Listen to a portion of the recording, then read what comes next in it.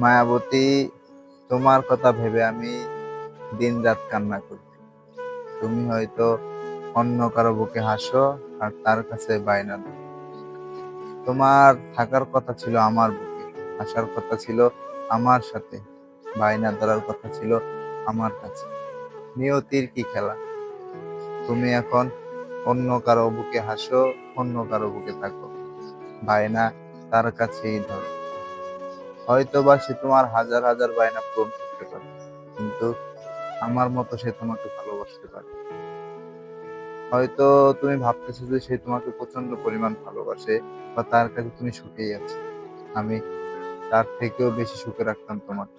আমি তোমাকে নিজের চাইতেও বেশি ভালোবাসতাম, কিন্তু তুমি আমার সে ভালোবাসাটা না বুঝে অন্য কারো কাছে চলে গেলে, আমাকে ছেড়ে।